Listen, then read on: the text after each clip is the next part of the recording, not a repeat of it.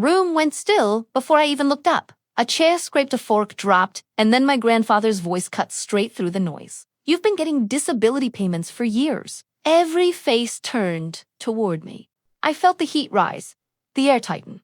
The kind of silence that doesn't wait for an answer, just a reaction. I managed one breath, then whispered, "What do you mean?" That's when I noticed the man standing behind him holding a closed folder. My parents wouldn't meet my eyes, and before anyone said another word, he opened it. I grew up in a house where silence traveled faster than truth. My parents, Amanda and Mark, liked things neat, predictable, controlled. I learned early that the easiest way to keep the peace was to make myself smaller, quieter, easier to ignore. My younger sister, Emma, never had to learn that. She was the sun in every room she entered. When she asked for something, it appeared. When she struggled, someone stepped in before she even felt the fall. Dad used to say, she just needs a little more support.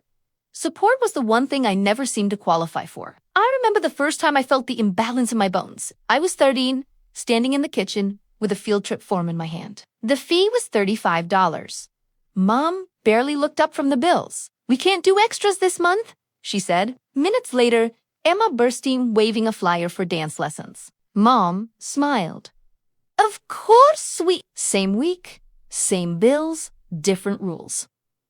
By high school, the pattern didn't break. It deepened. When Emma's laptop cracked, Dad ordered her a new one the same day. When mine stopped working, he told me to use the library. Emma got private tutors. I got a reminder to work harder. That was how our house worked. 2 kids, 2 realities. One truth nobody said out loud.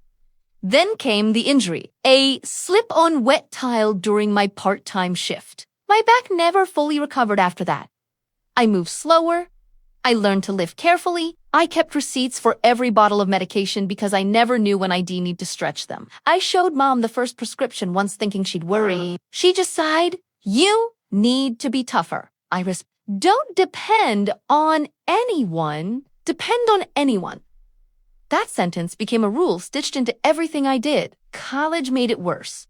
Emma went to a private school across town. Mom bragged about it for months. I went to community college and worked nights shelving boxers. When my textbooks were too expensive, I dropped a class. When Emma's electives didn't fit a schedule, they hired a counselor. To help her navigate, the memory that stayed with me most happened in our kitchen. I had just gotten home from work. My back ached so sharply, it felt like someone had tucked a knife between my ribs. I placed the crumpled prescription on the counter next to a bottle with only 2 pills left. Mom was seasoning chicken for dinner. She didn't turn around. "Can you help me cover this?" I asked. She kept cutting. "You're stronger than this, Iris. Don't be dramatic." Beside her, the kitchen glowed with brand new appliances they'd bought that spring. Stainless steel, polished, untouched by struggle. I stood there under the dim overhead light holding a bottle that rattled empty. That was the moment I understood.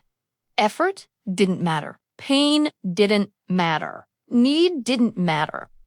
Only hierarchy did. I didn't cry. I didn't argue. I just nodded and tucked the bottle into my bag. That was the day I learned exactly where I fit in this family. Back at the dinner table, the room felt smaller than I remembered. The lights were warm, but nothing about the moment felt warm at all. My parents, Linda and Mark, sat at the center where they always sat, angled toward the relatives who mattered to them most. My younger sister, Emma, leaned close to Mom, whispering something that made them both smile. I watched the curve of their shoulders, the ease of their breathing. It was the kind of comfort I had never been invited into. Grandpa sat at the opposite end, the only person in the room who wasn't, pretending this night was normal. His jaw was tight, and his eyes kept tracing the shape of my face as if he was searching for something. Confirmation? Maybe a truth he hoped wasn't true? The man behind him, the one holding a closed folder, hadn't been introduced. But I knew he wasn't family. His posture was too straight. His presence too official. Later, I would learn he was an auditor Grandpa hired, but in that moment, he was just another reason my chest tightened. Dinner clattered along. Small talk, compliments about the food, Emma talking about her next vacation, my parents nodding like they curated her entire life. I kept my hands in my lap, fingers woven into each other to keep them steady. Grandpa didn't touch his fork. He waited. Then he did again, said the same line he'd thrown at me minutes earlier. "You've been getting disability payments for years." He didn't shout this time. He spoke calmly, too calmly, letting the words land one by one. The table quieted again. A cousin glanced at me, puzzled. Emma looked annoyed, like the interruption inconvenienced her. I felt something sink inside me. Not fear, not anger, something heavier, a slow dawning that everyone in the room knew more about my life than I did. My throat tightened. I heard myself whisper the only thing that made sense. "What do you mean?"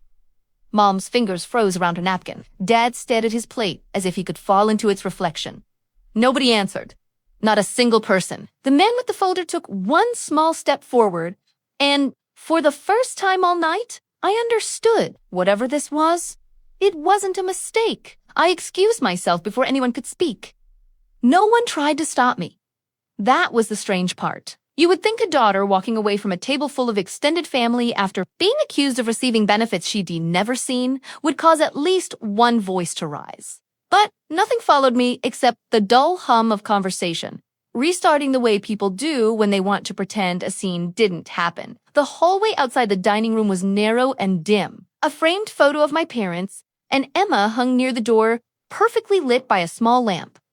I wasn't in the picture. I stood in front of it for a moment, letting the air cool my skin. My heart wasn't racing. It was moving slowly, steady, like it had finally given up being startled by this family. I reached for the strap of my canvas bag, the same one I used every day. Inside were folded receipts for copays, a prescription bottle with 2 pills left, and a small notebook where I tracked my medical expenses. I used to think those details made me responsible. Now, they felt like evidence of a life built without the support I was supposedly receiving. I slipped into the bathroom across the hall. The mirror caught the fuzziness of the overhead light. I pressed 2 fingers to the bridge of my nose, my usual reflex. When something heavier than anger settled in my chest, my reflection looked calm, too calm, like someone waiting for instructions. I sat on the closed toilet lid and opened my notebook. Every page was filled with dates, numbers, cheap ink bleeding into cheap paper. Rent, medication, groceries, bus fare, clinic fees. I ran my thumb over the corner of the page. Remembering nights, I stayed up calculating whether skipping one meal could stretch my prescriptions an extra week. I always told myself the math was temporary. I didn't know my parents were doing their own math, with money meant to keep me standing. I pulled out my phone. There were no new messages, no missed calls, nothing from my parents asking where I'd gone. Typical. I opened the banking app. My balance stared back. Small, predictable, painfully honest. I scrolled through the past year. Nothing unusual. No deposits that didn't belong to me. Certainly nothing like the disability benefits Grandpa had claimed existed. My pulse didn't spike. Instead, a cold clarity settled into me. The kind that makes everything quiet and sharp. I typed an email to the benefits office, fingers moving without hesitation. Hello? I'm writing to request a full history of disability payments issued under my name. Please confirm all addresses on file. Thank you. No dramatics. No explanation. Just a question that for 10 years should have belonged to me. When I returned to the dining room, I didn't walk back to my seat. I stood near the doorway watching. Grandpa was still at his end of the table, arms crossed. The auditor, a man named Stevens, as I would learn, remained standing, his folder still closed. My parents pretended nothing was happening. Emma scrolled on her phone. I could have confronted them, asked why they took what wasn't theirs, why they let me live in struggle while they remodeled kitchens and sent Emma on trips, why they told relatives I refused to help myself. But confrontation was their language, not mine. Silence had always been the currency of my survival. Now it could be the architecture of my control. I picked up my coat from the back of my chair and slipped it on. Grandpa noticed. His eyes softened just slightly, but he didn't call out. He didn't need to. He already knew I wasn't leaving in fear. I was leaving to build something. Outside, the air was cold, thin enough to scrape the inside of my throat. I walked to the end of the driveway, the sound of gravel shifting under my shoes. Street lights lined the road like centuries. I stood beneath one and opened my bag, pulling out the small stack of receipts. Years of survival, not 1 cent of it, supplemented by the payment I apparently received. The wind lifted the corners of the paper. I held them tighter. When I got home to my apartment in Seattle later that night, the hallway light flickered the way it always did. I didn't turn it off. I spread everything on the floor. Receipts, Medical bills, letters, my notebook. I sat cross-legged in silence, letting the hum of the refrigerator fill the room. Then I began assembling, categorizing. I didn't need to know why my parents did what they did. I needed only the facts. Facts didn't waver. Facts didn't lie. Facts didn't love one child more than another. I created a spreadsheet on my laptop, filling cells with numbers, dates, diagnosis. I added a column for estimated disability support I should have received. When I looked up the approximate monthly amount and multiplied it by 10 years, I felt nothing. Not anger, not shock, just the weight of truth settling into place, hour by hour. The spreadsheet grew. A quiet blueprint, a map of a life lived without the help that had been meant for me. Around midnight, my email chimed. The benefits office had acknowledged my request. I stared at the screen, then at the scattered papers around me. I exhaled slowly. This time, I whispered to the empty room. I won't fix what they've broken. When I returned to my parents' house the next day, the driveway was already full. Cars lined the curb like someone was hosting a celebration, not waiting for a truth to detonate. I stood at the edge of the walkway for a moment, letting the winter air settle over me. My breath rose in thin, white strands before disappearing. That part felt fitting. Inside the dining room looked exactly the same as it had the night before. Same warm light, same long table, same arrangement with my parents. Linda and Mark seated in the center as if they were the hosts of something grand. My younger sister Emma sat next to Mom, chin in hand, scrolling on her phone. Grandpa remained at the far end, posture straight, eyes sharp. And the man he'd brought, the auditor named Stevens, stood behind him again. Folder still closed. No one greeted me. Not unusual.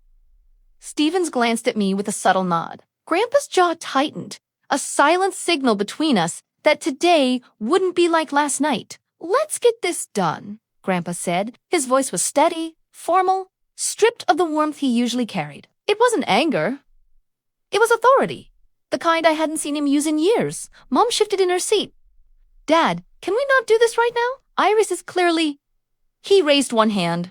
She went silent. This isn't about Iris, he said. This is about what was taken from her. Mark cleared his throat, trying to sound calm. We didn't take anything. There's been a misunderstanding. Stephen stepped forward. No introduction, no preamble.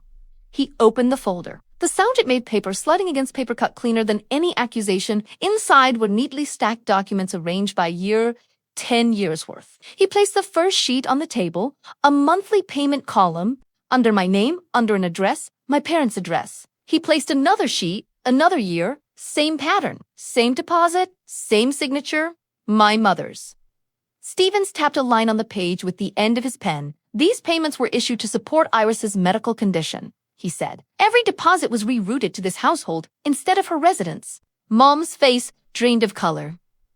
Emma stopped scrolling. Dad leaned back, arms crossed tight as if bracing for impact. We use that money for the family, he muttered. For your vacations? Stevens asked quietly. For the remodel? For the SUV you purchased 5 years ago. Mom blinked fast. We had expenses, and the school wasn't cheap. The room pressed in on itself. I didn't speak. I didn't need to. Every number on those pages spoke for me louder than I ever had the chance to. Stevens placed the final sheet on the table. Hollow and brittle. The kind of expression people get when they realize a story they crafted no longer belongs to them. Grandpa pushed back his chair. The sound echoed. He pointed at Linda and Mark.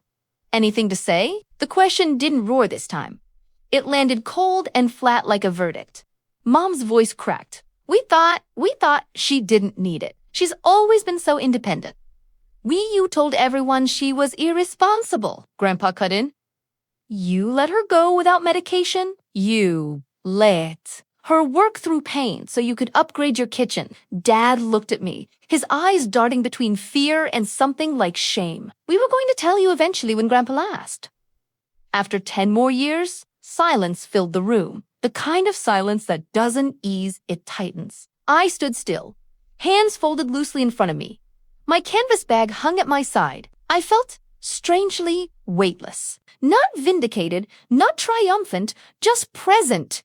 Here, finally, in a moment that wasn't built on anyone else's narrative, Stevens closed the folder. The accounts linked to these deposits will be frozen pending investigation. Iris will be contacted directly regarding restitution. Mom's breath hitched a small, sharp sound. Dad's shoulders slumped. Grandpa turned to me. You don't have to stay here, he said. You don't owe them anything. I nodded once. Not to him, to myself. I picked up my coat from the back of my abandoned chair.